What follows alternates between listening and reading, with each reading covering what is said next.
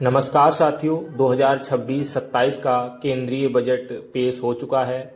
तो आज की इस वीडियो में हम जानेंगे कि बजट में क्या क्या है, गरीब वंचित शोषित लोगों के लिए इस बजट में क्या है, आम आदमी की जेब पर क्या असर पड़ने वाला है। आज की इस वीडियो में पूरा विस्तार से समझेंगे। 2026-27 के बजट का सारांश क्या है वो भी जानेंगे। वीडियो में अंत तक बने रहना। वीडियो थोड़ा सा लंबा हो सकता है। चलिए वीडियो को शुरू कर लेते हैं। अगर आपको भी ये पीडीएफ चाहिए तो हमें नीचे कमेंट कर सकते हैं, हम आपको ये पीडीएफ प्रोवाइड करा देंगे। और अगर आपको खुद से चाहिए है तो फिर आप www.pib.gov.in की ऑफिशियल वेबसाइट पर आकर के इस पीडीएफ फाइल को भी डाउनलोड कर सकते हैं। साथियों, यहाँ पर आप देख पा रहे हैं केंद्रीय बजट 2026-27 का सारांश। ये 1 फरवरी 2026 को 1:10 पर पीआईबी दिल्ली के द्वारा लॉन्च किया गया।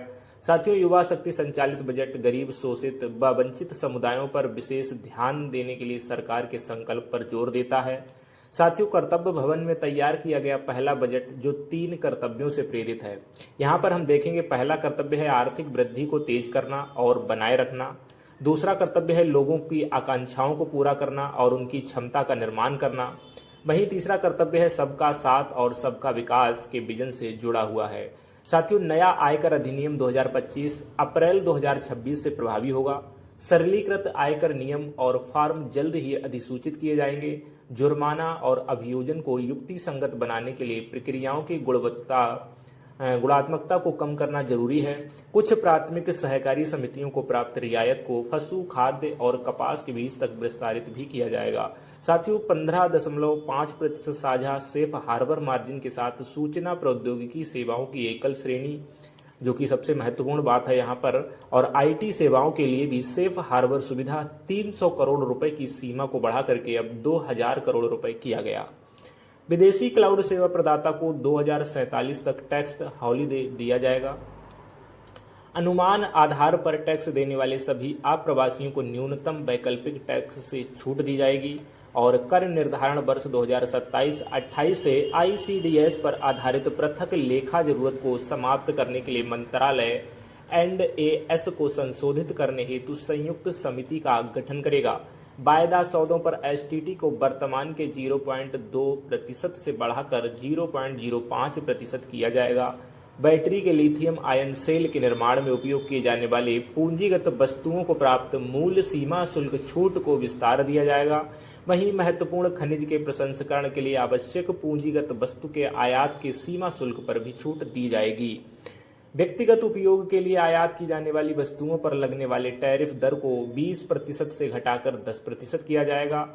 और ये सबसे बड़ा यहाँ पर है, 17 औषधियों या दवाओं पर मूल सीमा शुल्क से भी छूट दी जाएगी, जो कि आम आदमी के ऊपर काफ़ी असर करता है। बायोफार्मा शक्ति, जिसका कुल परिव्यय 10,000 करोड़ रुपए है, बायोलॉजिक्स और बायोसिमिलर्स के घरेलू उत्पादन के लिए इकोसिस्टम का निर्माण करेगी।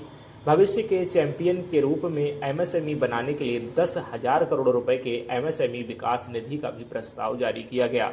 सार्वजनिक पूंजीगत व्यय को बीई 2025-26 के 11.2 लाख करोड़ रुपए से बढ़ाकर वित्त वर्ष 2026-27 में 12.2 लाख करोड़ रुपए किया गया। पर्यावरण की दृष्टि से सतत यात्री प्रणाली को बढ़ावा देने के लिए शहरों के बीच 7 उच्च गति रेल गलियारे वृद्धि परिवहन संपर्क के रूप में विकसित किए जाएंगे। साथियों, भारतीय रचना प्रौद्योगिकी संस्थान मुंबई 15,000 उच्च माध्यमिक विद्यालयों तथा 500 कॉलेजों में एबीजीसी कंटेंट निर्माण लैब की स्थापना करेगा। वहीं उच्च शिक्षा और एसटीएम संस्थानों में छात्राओं की चुनौतियों का समाधान करने के लिए प्रत्येक जिले में लड़कियों के लिए छात्रावास का भी निर्माण किया जाएगा। वहीं सरकार ने घोषणा करते हुए कहा कि आईआईएम की साझेदारी में हाइब्रिड मोड में एक मानक उच्च गुणवत्ता वाले 12 सप्ताह प्रशिक्षण पाठ्यक्रम के माध्यम से 20 पर्यटन स्थलों में 10,000 गाइड के कौशल का भी उन्नयन किया जाएगा। और खेलो इंडिया मिशन अगले दशक में खेल क्षेत्र को भी परिवर्तित कर देगा, ऐसा इनका दावा है। एक बहुभाषी एआई उपकरण के रूप में भारत विस्तार कृषि पोर्टलों और कृषि तौर तरीकों पर आईसीएआर पैकेज को एआई प्रणालियों के साथ एकीकृत करेगा। साथ ही विदेशी यात्रा पैकेज पर वर्तमान के 5% और 20% से घटा करके 2% किया गया है। सीमा शुल्क भंडार गृह रूपरेखा का बदलाव भंडार गृह संचालक केंद्रित प्रणाली के लिए किया जाएगा, जिसमें स्वघोषणा, इलेक्ट्रॉनिक निगरानी और जोखिम आधारित लेखा की व्यवस्था होगी। साथियों, वित्त वर्ष के अंत तक विभिन्न सरकारी एजेंसियों से कार्गो निकासी मंजूरियों को एकल और आपस में जुड़े डिजिटल विंडो के जरिए निर्बाध रूप से प्रसंस्कृत किया जाएगा। तो वहीं पर अगर आप इस पीडीएफ को विस्तृत रूप में जानना चाहते हैं तो इस पीडीएफ को आप डाउनलोड कर सकते हैं। अगर हमसे पाना चाहते तो हमें नीचे कमेंट में बताकर आप हमें कमेंट करिए और हम आपको ये पीडीएफ प्रोवाइड करा देंगे। साथियों, केंद्रीय वित्त और कॉरपोरेट कार्य मंत्री श्रीमती निर्मला सीतारमन ने आज संसद में केंद्रीय बजट 2026-27 पेश किया, जो आपके भाग का और खा को दर्शाता है। इसमें विस्तार से बताया गया है कि वित्त मंत्री ने कहा कि माघ पूर्णिमा के पवित्र अवसर और गुरु रविदास की जन्म जयंती के मौके पर कर्तव्य भवन में तैयार हुआ ये पहला बजट 3 कर्तव्यों से प्रेरित है, जैसा कि अभी हम आपको ऊपर में बता चुके हैं। इस बजट को अगर देखा जाए तो ये काफ़ी विस्तृत है और कुछ अच्छे काम भी हैं यहाँ पर, और जो है हम इसकी तारीफ करते हैं। आपको क्या लगता है कमेंट करके ज़रूर बताइएगा। भाग का और भाग खा में बटा हुआ ये बजट, जिसमें प्रत्यक्ष कर, दंड और अभियोजन को युक्तिसंगत बनाना, सहकारिता के ऊपर बात की गई है, भारत के विकास इंजन के रूप में आईटी क्षेत्र को क्या सहायता दी जाएगी वो बताया है, वैश्विक व्यापार और निवेश को आकर्षित करने के लिए क्या कदम उठाए जाएंगे। साथियों, कर प्रशासन की बात हुई है और सीमा शुल्क प्रक्रिया, व्यापार करने की सुगमता, और अंत में जो है यहाँ पर कुछ इस प्रकार से है जिसको हम संक्षिप्त में जान लेते हैं। साथियों, यहाँ पर अंतर्राष्ट्रीय यात्रा के दौरान सामान की निकासी को शासित करने वाले प्रावधानों में संशोधन किया जाएगा। संशोधित नियमों से वर्तमान समय की यात्रा संबंधी वास्तविकताओं के अनुरूप शुल्क मुक्त भत्ते में वृद्धि होगी। इसके अलावा सभी बकायों का भुगतान करके विवादों का निपटान करने के इच्छुक ईमानदार करदाता दंड के बदले अतिरिक्त राशि का भुगतान करके अपने मामलों को बंद करने में सक्षम होंगे।